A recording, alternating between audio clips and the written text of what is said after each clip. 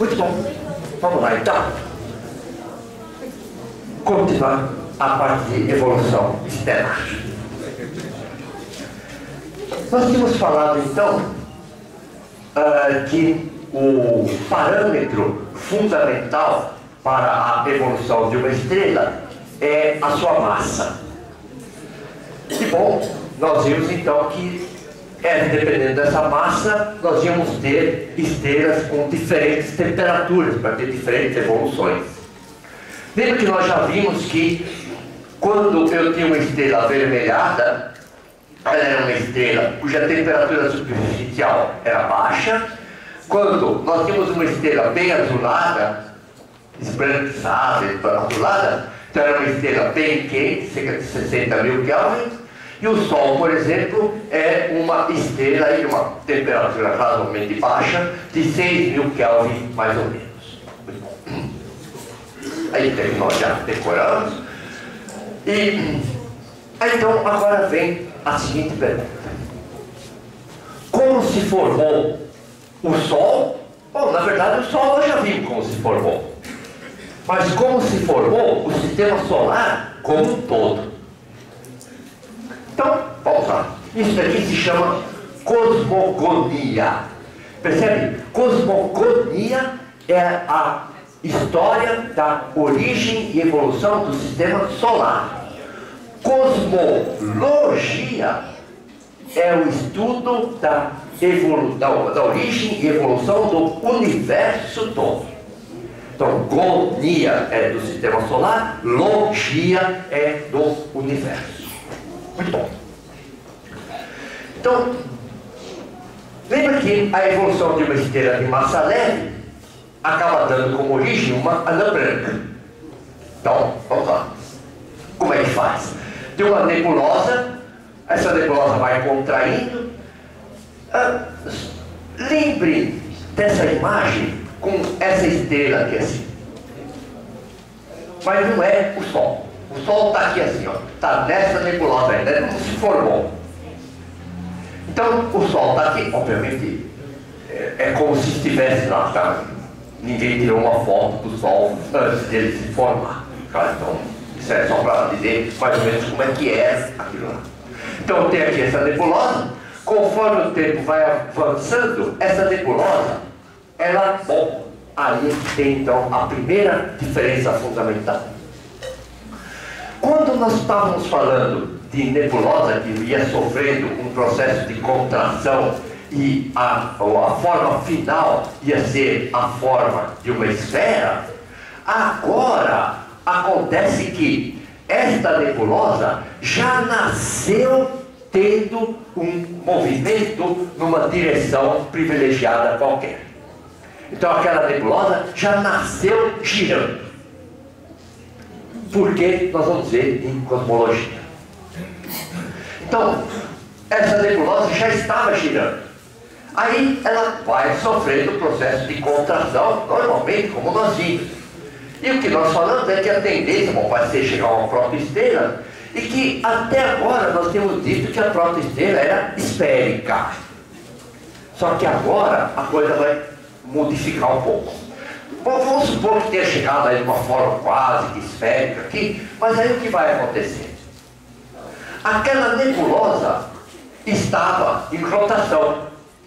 Era uma grande nuvem de gás. Estava em rotação de tal forma que o eixo de rotação está aqui. Vamos supor que aqui fosse o plano de rotação. E o que nós vamos ter? Por exemplo, se eu pegar 4 partículas aqui, essas 4 partículas, todas elas vão estar sujeitas a uma força de atração gravitacional. Então, esta partícula, por causa de todas as outras partículas do gás, vai sofrer um processo de atração gravitacional para cá. Esta para cá, esta para cá, esta para cá. E se não houver nenhuma distribuição irregular de matéria, teoricamente, aquelas 4 forças têm as mesmas intensidades. Muito bom. Só que percebe que essa região aqui do Equador, daquela massa gasosa, está em rotação, com uma certa velocidade angular. Portanto, sobre essas partículas vão agir forças centrífugas. que tendem a jogar a partícula para fora. É claro que quando a gente analisa assim, a força centrípeta seria para cá. Só que se eu estiver sentado na partícula, percebe que eu estou fazendo parte daquele movimento, então eu estou num sistema não inercial. Se o sistema é não inercial, na verdade o que eu sinto mesmo é a força centrífuga. É o caso quando a gente está no ônibus, né? Quando eu estou no ônibus, o ônibus está indo para lá, quando o ônibus vira para a esquerda, eu tenho a impressão de ser jogado para fora, para a direita. Por quê? Porque eu faço parte do sistema. A minha tendência era continuar em linha reta. Mas como o ônibus vai para a esquerda, é como se eu estivesse sendo jogado para a direita. Então, vai aparecer uma força centrífuga aqui. E pode ser que essa força centrífuga supere a força gravitacional.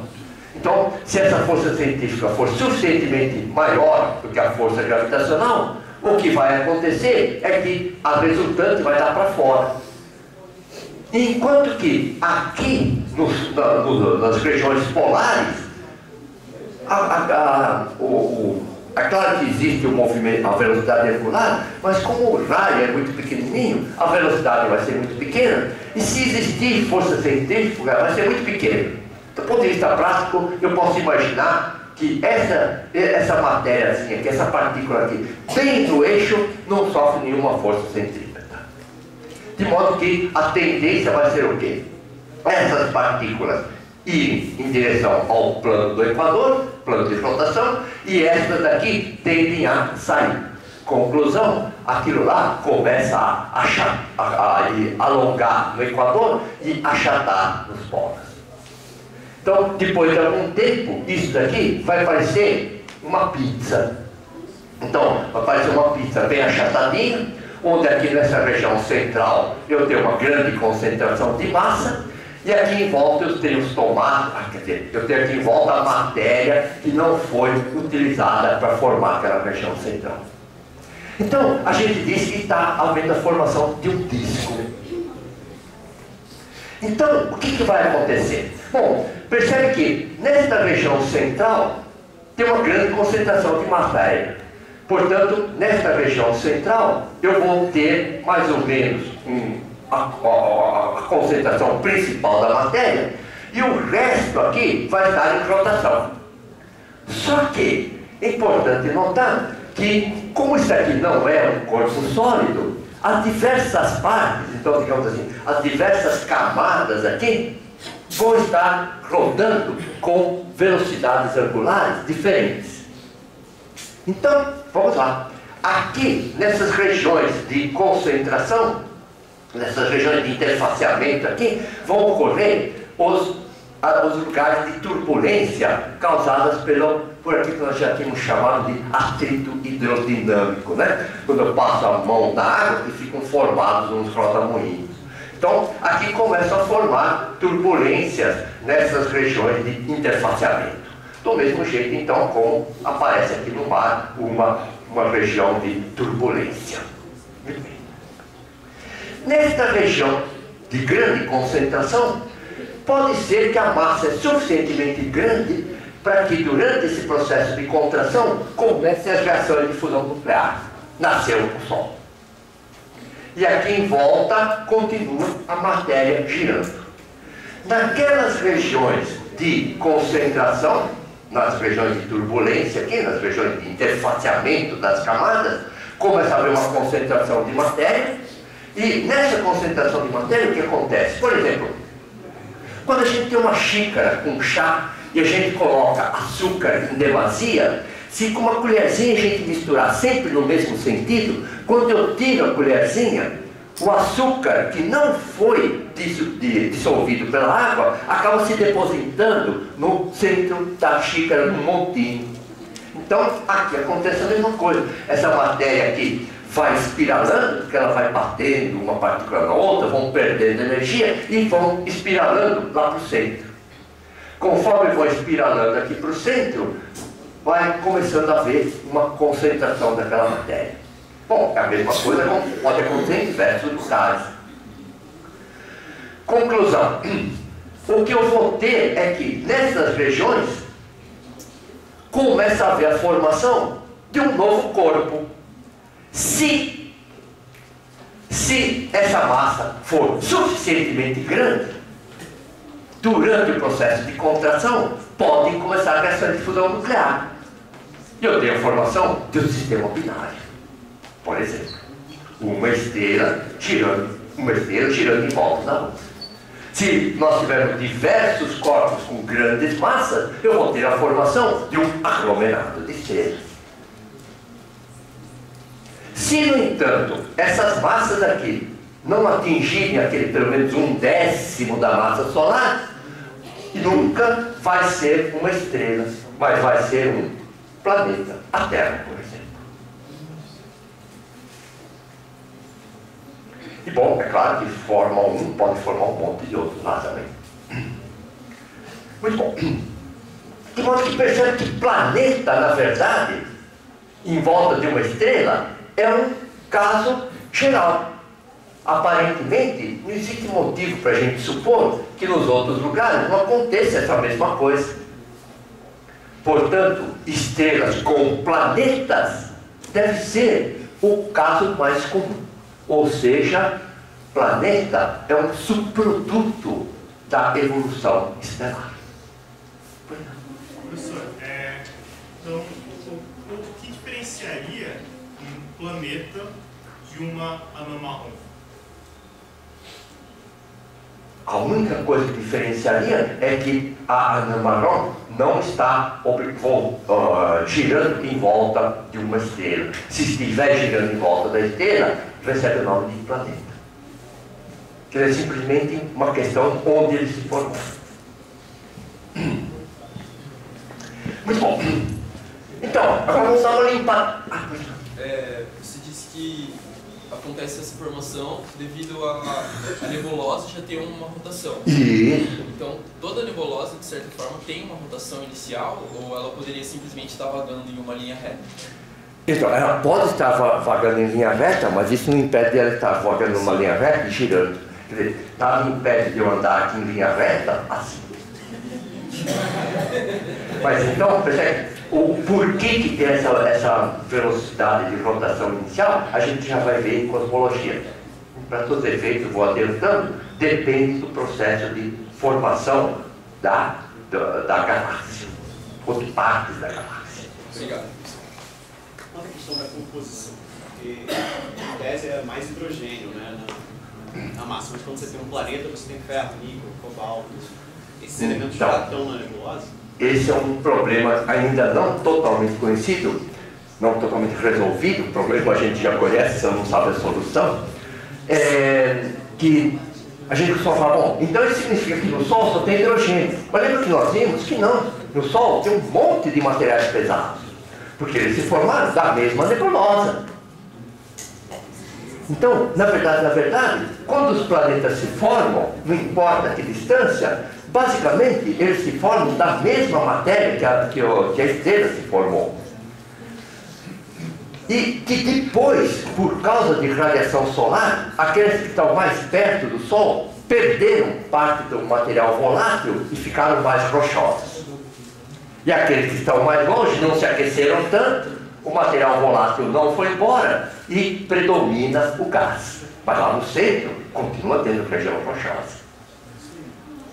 Ou existe uma outra possibilidade também. Existe uma outra possibilidade de que se formar os planetas, todos eles rochosos e gasosos ao mesmo tempo. Então na região lá onde estão se formando os planetas, mas ainda não se formaram, existe tanto gás como poeira, rocha.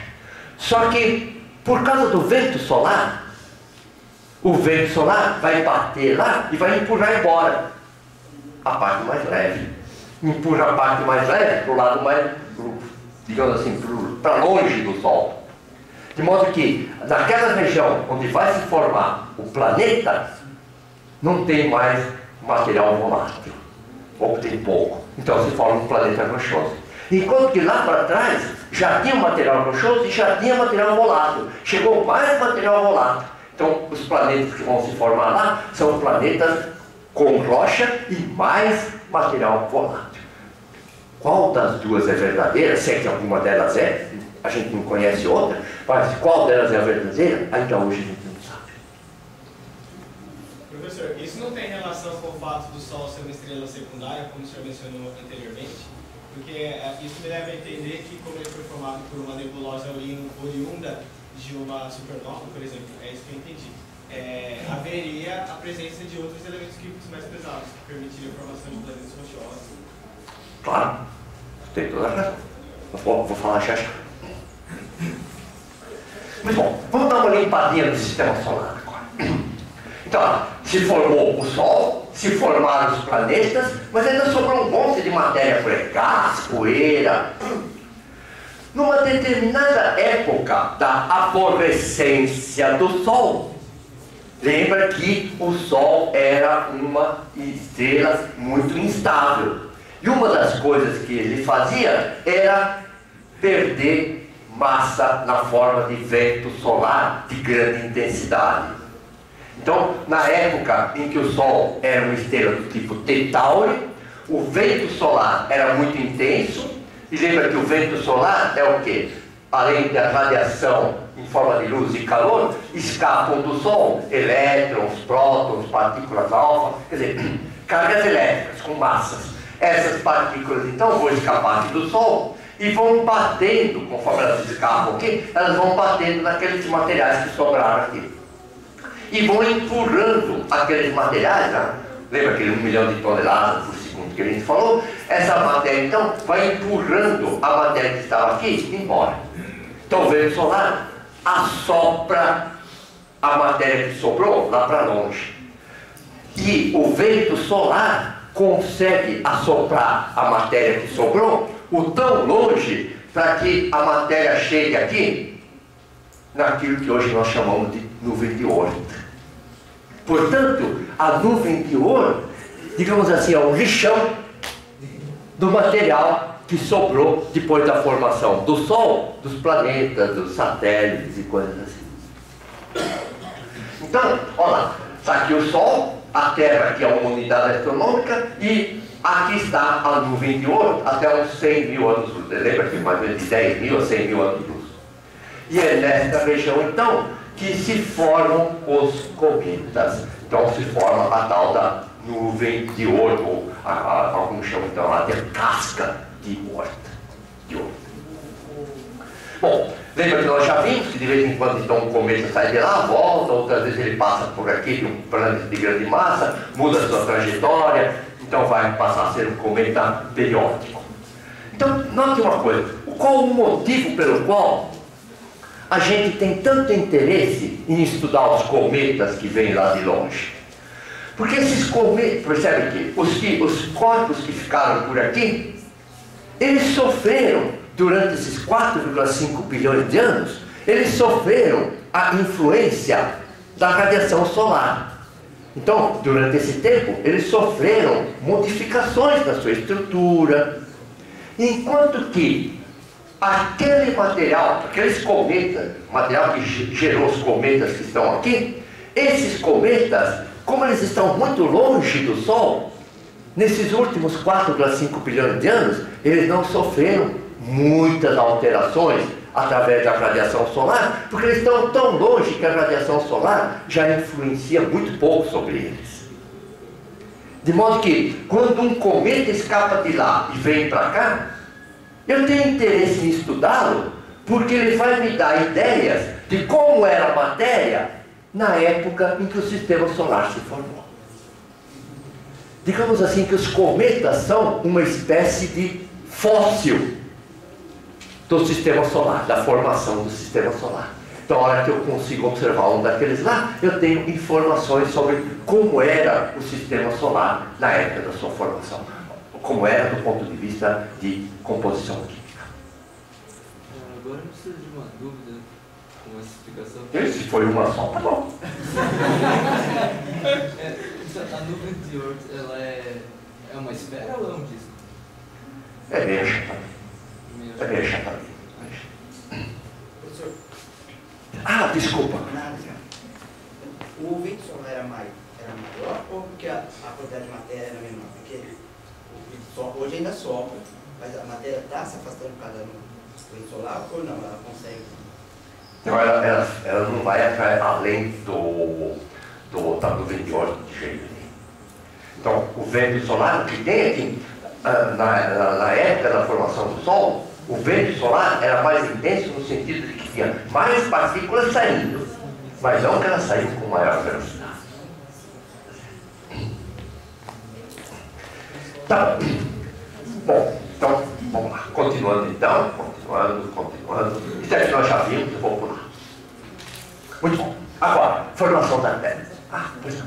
Porque esse comito, Desculpa, eu não consegui ouvir. porque o mesmo formar um grupo, né?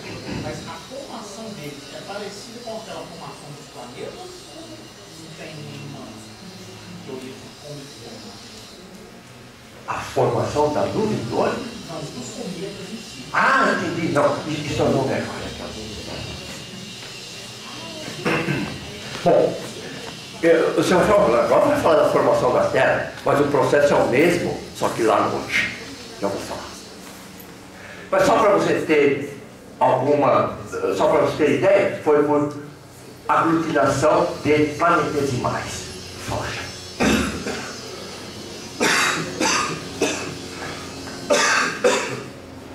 Bom, então vamos lá. Lembra que nós já vimos, né, que existiam aquelas 4 forças básicas da natureza, que nós já vimos aquilo lá. Bom, então, átomos se juntam para dar moléculas através de forças eletromagnéticas. As moléculas se associam para formar uma estrutura, seja ela cristalina ou amorfa, por causa das forças eletromagnéticas. Esses cristais se juntam para dar um grãozinho, forças eletromagnéticas. Esses grãozinhos se juntam para formar um planetesimal. E eles se juntam como? Vão batendo, vão juntando por batidas e coisas assim. Muito bom. E bom, é claro que existe força de atração gravitacional entre esses grãos? Existe. Mas essa força é muito pequenininha. Do ponto de vista prático, não contribui nada para formar um corpo maior. Mas quando eu tenho um planetesimal, aí a coisa muda. Um planetesimal é um corpo que já tem uma massa suficientemente grande para que entre 2 planetesimais comecem a ocorrer forças de atração gravitacional.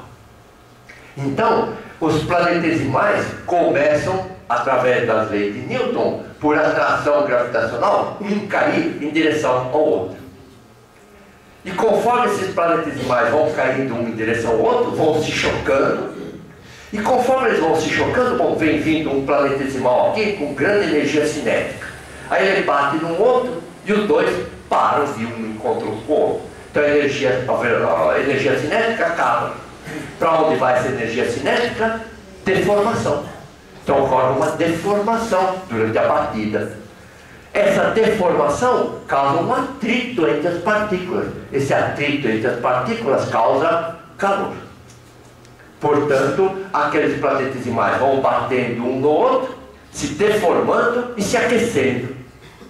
E conforme eles vão aquecendo, então, vai nascer uma terra, um bebê terra, bem quente e, portanto, pastoso, porque muitas das partes dele estão em temperaturas suficientemente grandes para derreter, para fundir o material.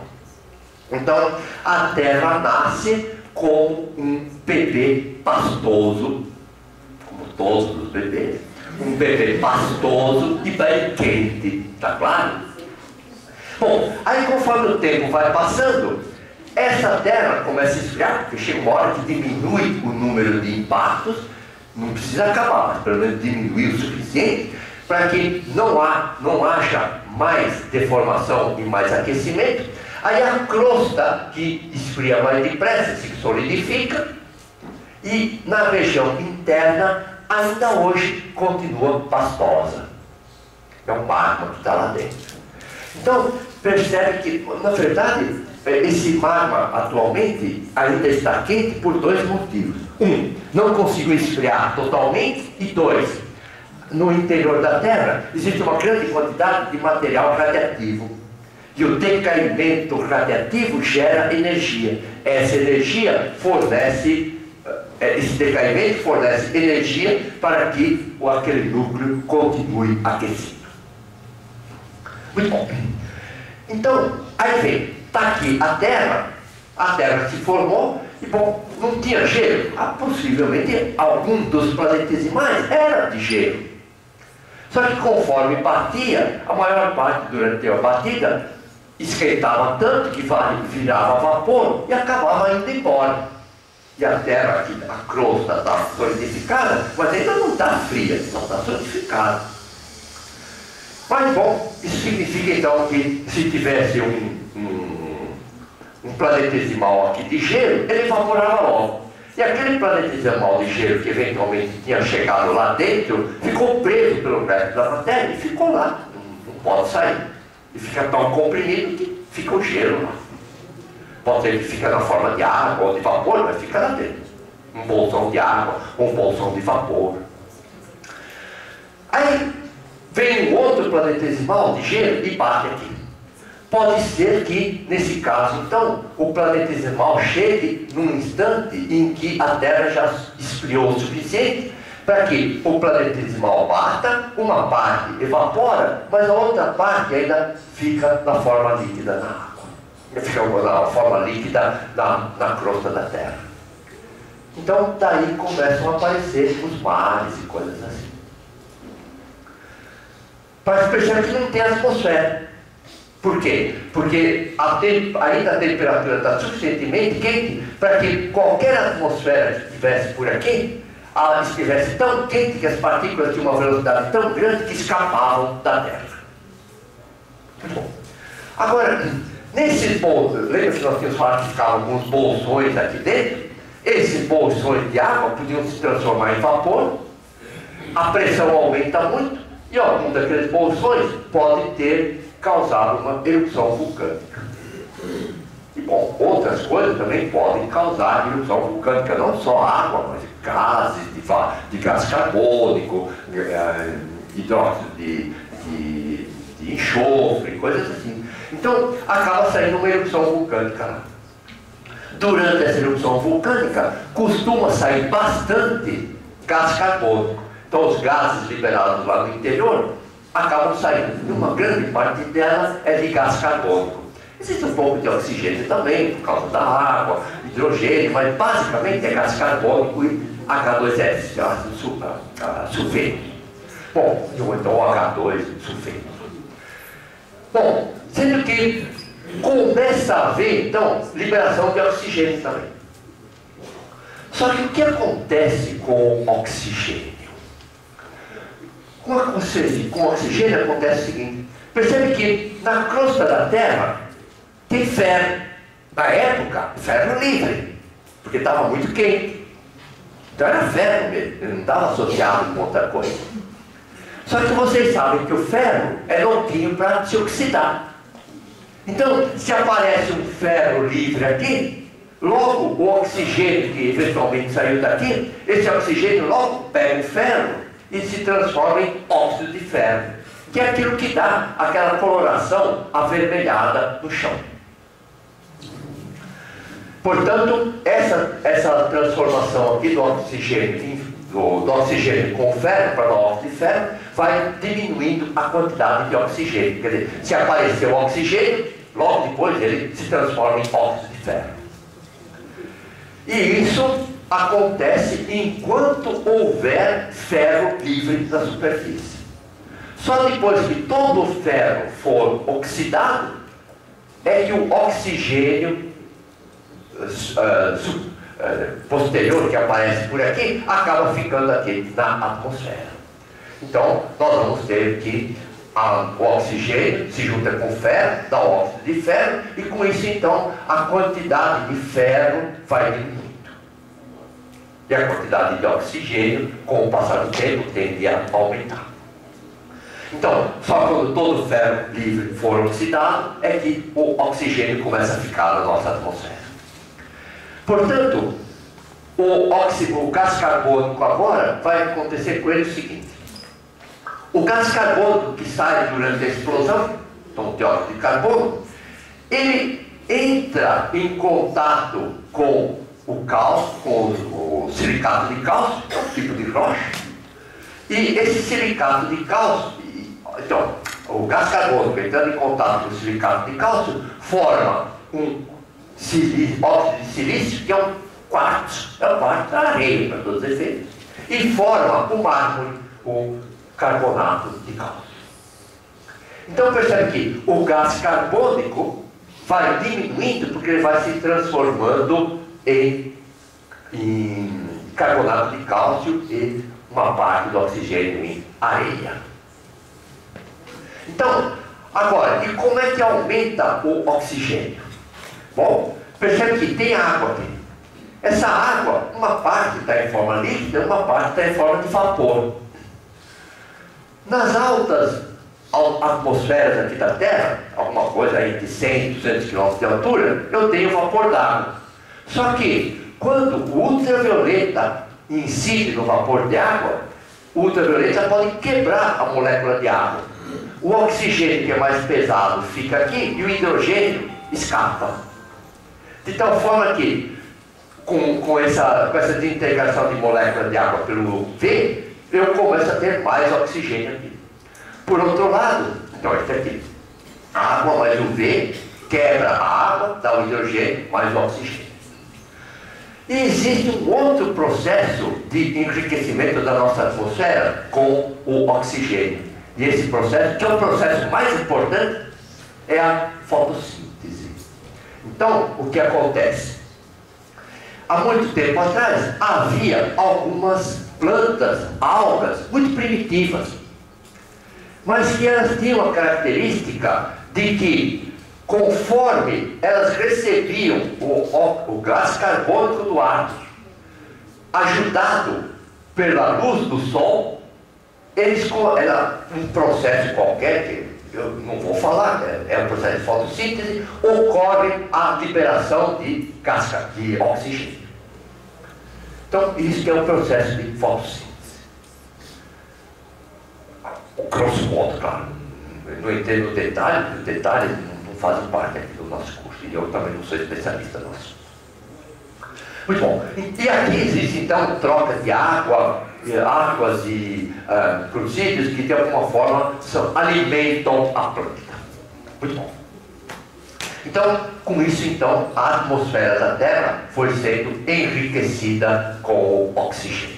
De modo que quem enriqueceu mesmo de oxigênio a Terra foram as plantas através do processo de fotossíntese. Percebe que antes disso já existiam formas de vida. Existiam formas de vida que não precisavam do oxigênio. Aliás, o oxigênio era veneno para elas. Mas essas plantas acabaram, na maior parte das vezes, desaparecendo simplesmente porque, como o oxigênio começou a predominar, então digamos assim, os usuários do gás carbônico, babau, e os usuários do oxigênio é que acabaram ganhando. Tá certo? Muito bom. Voltemos às estrelas. Então aqui as Pleiades. E lembra, já falou, que as Pleiades eram estrelas jovens. Como é que eu sei? Olha lá, placenta em volta ainda. Tá? Então, os gases que não foram utilizados para formar a estrela ainda não foram assoprados embora pelo vento estelar de cada uma daquelas estrelas. Bom, idade do Sol, 4 para 52 bilhões de anos mais ou menos. E qual será o futuro do Sol? Já que nós temos dito que ele estava por aqui pelos 40. Então vamos estudar o futuro do Sol. Bom, então, quando o Sol se formou, ele era uma grande bola de basicamente gás e hidrogênio, onde nessa região central, está desenhada aqui em violetinha aqui, nessa região estavam ocorrendo as reações de fusão nuclear, transformando hidrogênio em hélio. Chegou uma hora que acaba o hidrogênio aqui. Quando acaba o hidrogênio aqui, teoricamente a estrela esfria um pouco. Conforme ela esfria, a pressão térmica diminui, a pressão gravitacional ganha, a estrela contrai. Quando contrai, nessa região de interfaceamento aqui, a pressão aumenta, pode aumentar o suficiente para que naquela região comecem novas reações de fusão nuclear. Então, o hidrogênio começa a passar para hélio nessas regiões um pouco mais periféricas. E assim para frente, cada vez mais as reações de fusão nuclear vão ocorrendo na periferia do Sol. Até que vai chegar algum tempo no futuro em que as reações de fusão nuclear vão estar ocorrendo tão próximas da superfície que a superfície esquenta tanto que a pressão térmica para fora vai ser o suficiente para fazer com que o Sol aumente muito de tamanho. Quando o Sol aumentar muito de tamanho, ele vai se transformar numa gigante vermelha. Gigante porque aumentou de tamanho, vermelha porque durante o processo de expansão ele vai esfriando. Bom, quão grande vai ser o Sol quando for uma gigante vermelha? Então, nós sabemos que hoje está aqui o Sol com mais ou menos 750 mil quilômetros de raio, e a Terra se encontra mais ou menos a 150 milhões de quilômetros do Sol. No futuro, a Terra vai continuar por aqui mais ou menos, só que o Sol vai aumentar de tamanho. Quanto vai aumentar de tamanho? O suficiente para chegar até a órbita da Terra. Portanto, a Terra vai estar girando dentro do Sol. Como a temperatura, lembra que na superfície de uma supernova, na superfície de uma gigante vermelha, é da ordem aí de uns 4.000 graus, bom, a 4.000 graus, tudo aqui na Terra vai ser incinerado. E, portanto, nós também, bom, chapéu vermelho.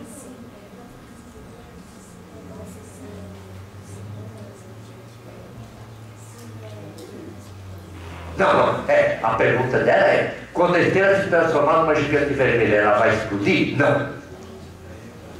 Quem vai explodir vai ter uma outra estrela, vamos ver falar já já. Muito bom. Agora, e depois? Bom, a estrela Sol se transformou numa gigante vermelha. Como ela se transformou numa gigante vermelha, ela esfria. Quando ela esfria, o que a gente verifica é que a região central contrai mais depressa do que a região periférica. Portanto, nós vamos ter uma estrelinha central envolta por uma casca de gás. De tal forma que vai parecer qualquer coisa como isso daqui. Uma estrelinha central, uma casca em volta. Aqui parece que é um anel, só que aqui se chama nebulosa planetária do anel. Mas, na verdade, isso aqui não é um anel, é uma esfera completa. Mas por que eu não vejo a outra parte?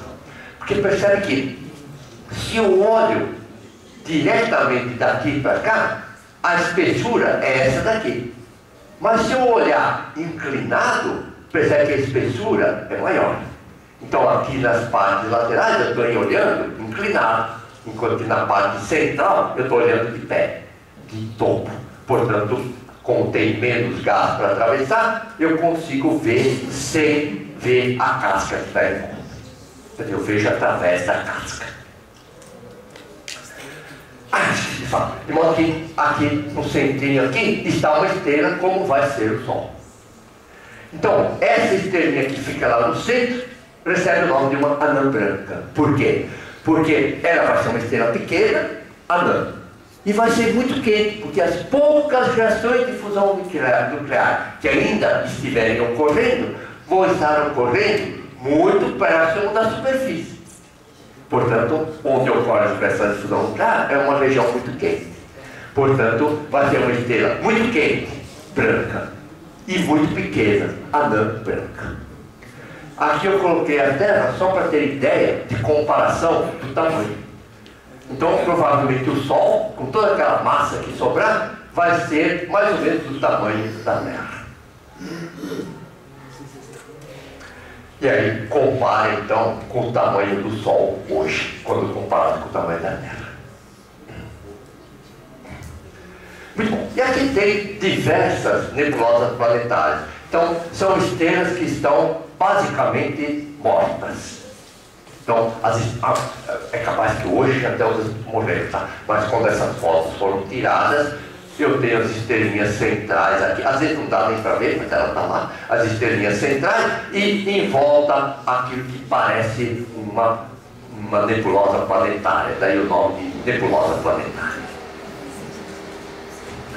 Bom, e depois, o que acontece? Bom, nós vimos então o que acontece até a estrela chegar numa nebulosa planetária. E agora? Bom, aquela nebulosa planetária, a maior parte dela acaba se espalhando pelo espaço, e essa estrelinha central então vai diminuindo de tamanho. Chega uma hora que essa anã branca, na superfície dela, acabam as reações de fusão nuclear, e quando acabaram as reações de fusão nuclear de hidrogênio passando para hélio, dando energia, aquela estrela morreu. Uma vez que só existe uma estrela enquanto houver reação de fusão nuclear, a estrela morreu e aquilo que sobra é a anã negra. Então esse é o fim dramático do Sol. Então, aí repousa o Sol. Muito bom. Essa daqui é uma concepção artística de uma anã branca, de uma anã negra. Deve ser então uma massa que não está mais emitindo luz nem nada e que está lá. Basicamente, nem dá para enxergar. Então, tem algum tempo ainda vai dar para enxergar, porque ela vai estar emitindo não mais radiação gerada por fusão nuclear, mas ela ainda está quente. Enquanto ela está quente, ela vai emitindo infravermelho e a gente consegue observar com o aparelho adequado. Agora, todas as estrelas evoluem como o Sol? E a resposta, ainda bem, é não. Vamos ver então a evolução de uma estrela de massa média, de uma estrela gordinha. Vamos dividir em dois. Vamos começar vendo a morte de uma estrela gordinha que fez regime. Então começou gordinha e fez regime. E ela vai acabar então ou com uma estrela de nêutrons ou com um pulsar. Vamos ver. Então vamos lá. Então, a estrela gordinha nasce de uma grande nuvem de gás, contrai, conforme vai contraindo, vai esquentando, esquentando, esquentando, começa as reações de fusão nuclear, nasceu a estrela. E aqui nessa região central, então, o hidrogênio vai passando para hélio e gerando energia. O gama, na aula passada isso ficou uma dúvida, não sei se eu tirei a dúvida para todo mundo. Esse gama não é energia ou raio gama, é simplesmente energia, pode ter todas as formas juntas. Tá? Essa nomenclatura não é minha, eu coloquei lá porque é a nomenclatura usualmente usada para energia, mas não é raio gama. Muito bom, então o hidrogênio passa para ele. Aí, o que acontece? Depois de algum tempo, acaba o hidrogênio aqui no núcleo, começa a reação de fusão nuclear mais na periferia e a estrela aumenta de tamanho. Como o caso do Sol, só que agora vai aumentar muito de tamanho. Então a gente diz que é uma super gigante vermelha. No caso do Sol, o que acontece? Começa a haver essa contração, só que não há pressão e temperatura suficientes para que comecem as reações de fusão nuclear que transformam o hélio em carbono. No caso do Sol, isso não acontece. Mas nessas estrelas, que já são as estrelas mais gordinhas, nessa segunda contração, a pressão e a temperatura atingem valores suficientes para que o hélio se transforme em carbono com liberação de energia. E aí, repete a mesma coisa. Chega uma hora que acabou o carbono nessa região, acabou o hélio nessa região central, começam a ocorrer as reações de fusão nuclear cada vez mais na periferia, e com isso, então, a estrela aumenta de tamanho outra vez. Isso aqui é só para dizer que o Sol só chega até aqui. Então, daqui para frente, é só estrela gordinha, estrela magrinha não faz mais isso. Então, aqui as reações começam a ocorrer mais na periferia e a estrela aumenta de tamanho outra vez. Se tiver massa suficiente, durante essa nova contração, pressão e temperatura suficientes para que o carbono que se formou aqui se transforme em oxigênio com liberação de energia. E assim para frente. Aí então a estrela aumenta de tamanho, na outra contração o oxigênio passa para silício, aí aumenta, mais na periferia a estrela aumenta de tamanho, começa a contrair e o silício passa para ferro, aí aumenta outra vez, vem para cá, e o ferro, aí, bom, eu falo, tá bom, já entendi, e aí vai formando todos os elementos químicos pesados. Não. Chega até o ferro. Por quê? O que acontece é que todas essas reações de fusão nuclear que nós falamos até aqui são reações de fusão nuclear que ocorrem com liberação de energia. A energia está no segundo termo da equação. Quando eu tenho ferro, o ferro, para se juntar com outro ferro, para dar um elemento mais pesado, só faz isso se receber energia de fora. Ah, tudo bem, a estrela está quentinha, a estrela fornece energia para o ferro. Então agora o ferro mais a energia, e esse ferro passa para um elemento mais pesado. Às custas do quê?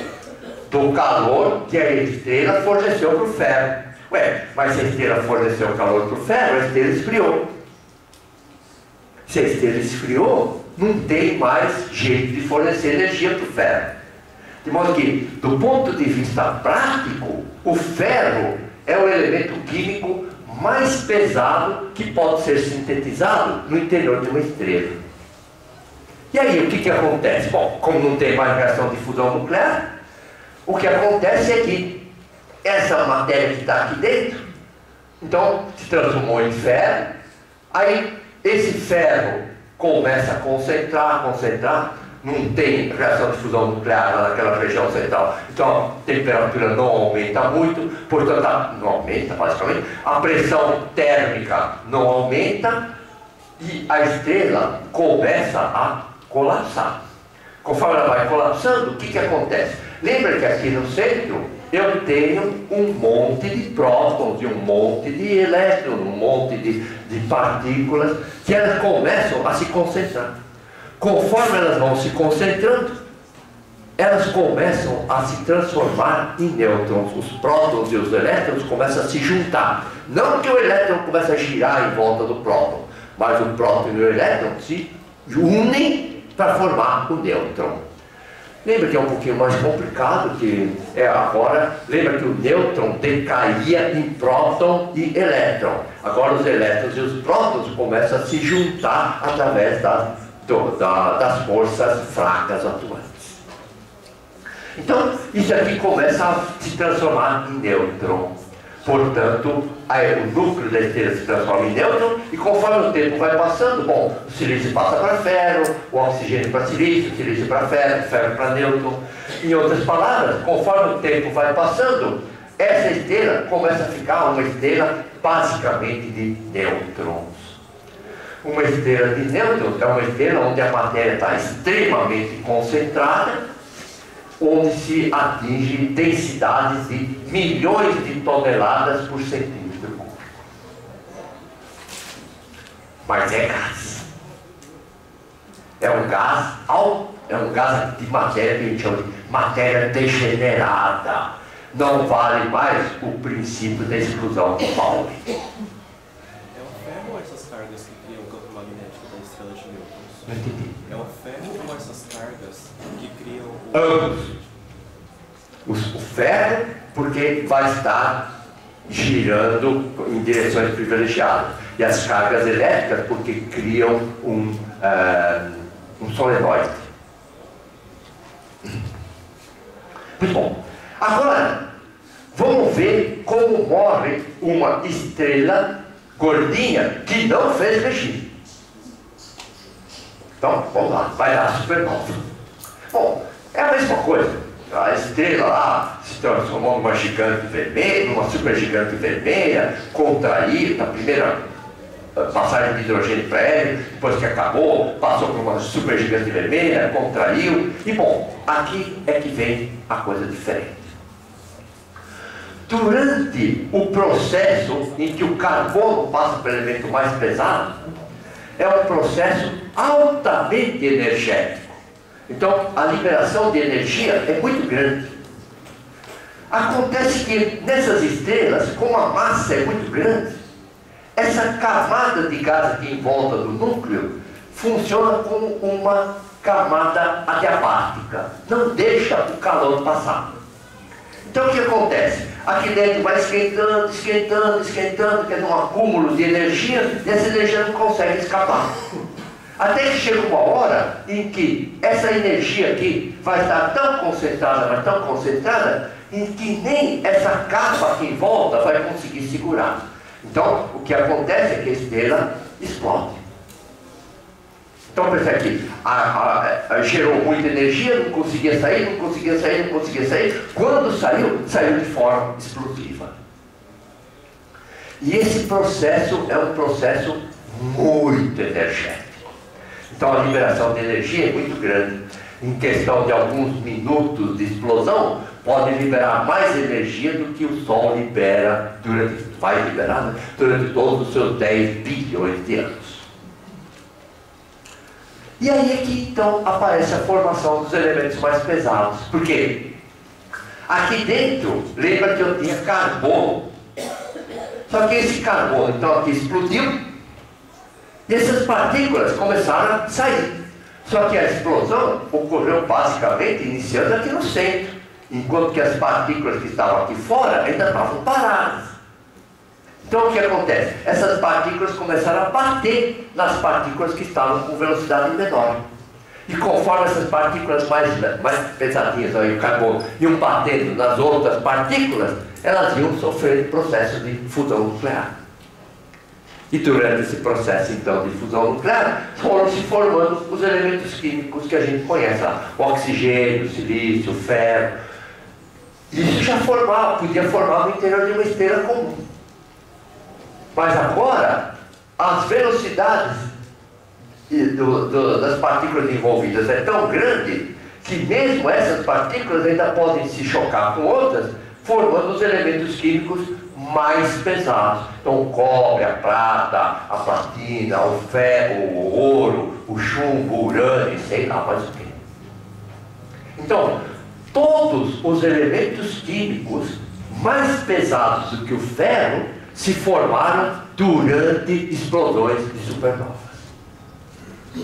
Então, aquilo que a gente tinha falado, né, da supernova que ocorreu aqui na constelação do Touro, aqui estão as Pleiades e aqui ocorreu a explosão. Essa explosão que os chineses viram em 1054. Se hoje nós olharmos para essa região, o que a gente vê é isso aqui. Então, o que é isso aqui? São os gases resultantes da explosão que os chineses viram em 1054. E esses gases ainda hoje estão num processo de expansão. E essa nebulosa, chamada nebulosa de Caranguejo, é chamada então de uma remanescente de uma supernova, e cada cor desse gás aqui, cada cor diferente, está associada a um elemento químico diferente. Sendo que, não me lembro de todos eles, mas o verde está associado ao ferro. Então, formação de ferro. Muito bom. Então, são alguns exemplos de remanescentes de supernovas. Então, estrelas que explodiram. Agora, o que é um pulsar? Muitas vezes, lembra que nós estamos falando de estrela gordinha? Muitas vezes eu olho para uma região do céu e vejo aqui duas estrelas. Eu botei visão, entre aspas, já vocês vão entender por quê. Então, olhei para o céu e vi duas estrelas aqui. Aí uma delas subiu. Aí apareceu outra vez. Aí subiu outra vez. E eles verificaram que essas estrelas apareciam, essa estrela aqui aparecia e desaparecia muito depressa. Às vezes, alguma delas piscava 300 vezes por segundo. Bom, como é uma estrela que aparentemente piscava, passou a se chamar um pulsar, estrela pulsante. Hoje a gente sabe explicar o que é. Na época, inclusive, eles imaginavam o seguinte: bom, e outra coisa, esse período de pulsação era extremamente preciso, muito preciso do que qualquer relógio que existia aqui na Terra.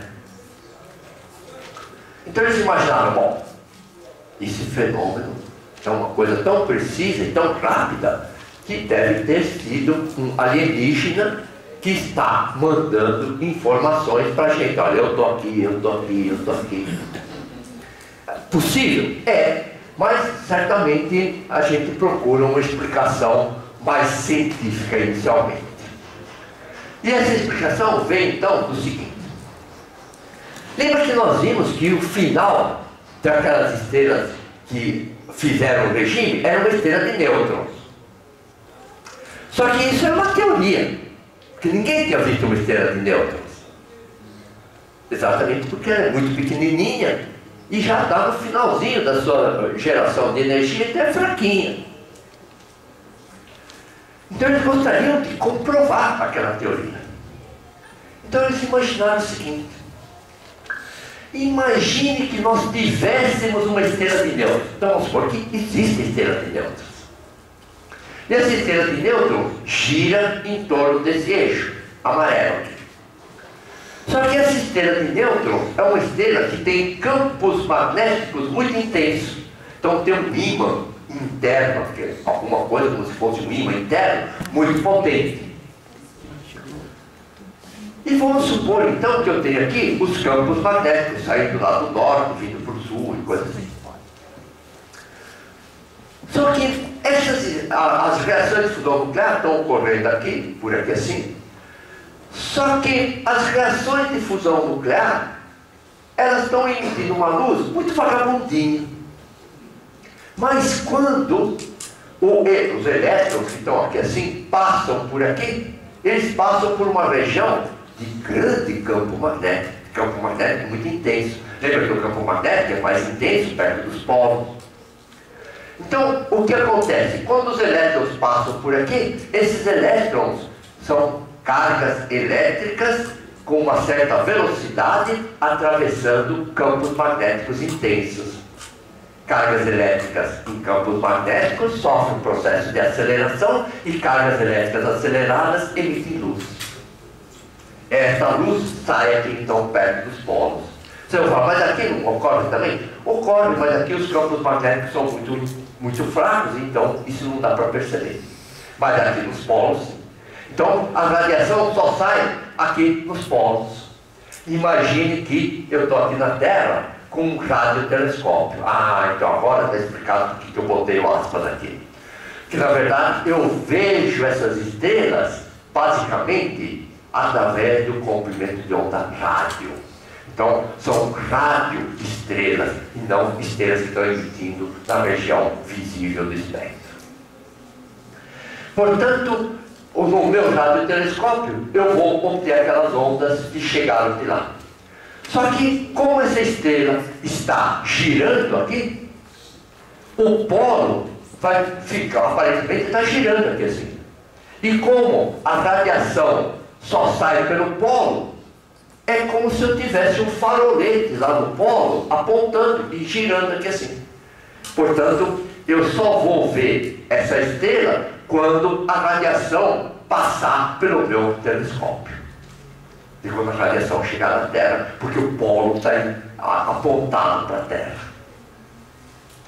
E foi então que eles imaginaram o seguinte, porque olha, para pulsar 300 vezes por segundo, aquela estrela vai ter que estar girando 300 vezes por segundo. Mas para uma estrela girar 300 vezes por segundo, se ela for grande, as forças científicas vão ser tão grandes que vão acabar quebrando a estrela. Para que as forças centrífugas não sejam muito grandes, eu preciso ter uma esteira pequena, para que o raio não seja muito grande.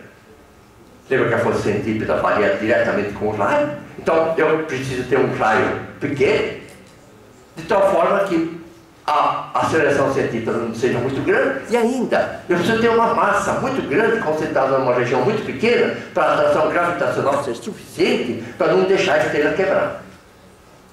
E aí então entra a teoria mostrando que, para que isso possa acontecer, eu preciso ter uma estrela do tamanho de uma estrela de nêutrons e com a densidade de uma estrela de nêutrons. Conclusão: o pulsar não é nada mais nada menos que uma estrela de nêutrons girando com uma grande velocidade, girando, né, em torno de um eixo, geralmente com uma grande velocidade, e da onde os raios de luz, né, radiação rádio, só saem dos seus polos magnéticos. Em outras palavras, um pulsar é como um farol de navegação. A luz está sempre acesa, só que tem uma capinha em volta e um buraquinho. E conforme aquilo lá vai virando, vocês só vão ver que o farol está aceso quando o farol, o buraquinho, passar pelo rosto de vocês.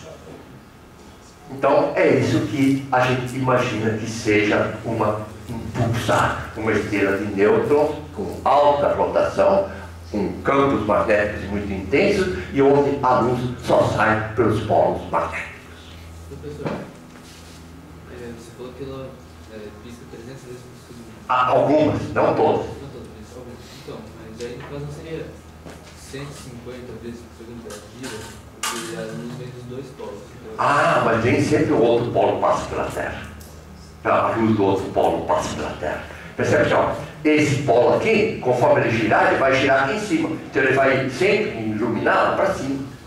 Então aqui, percebe? É verdade. Se acontecesse dele estar girando assim, então eu teria 2 vezes em cada rotação.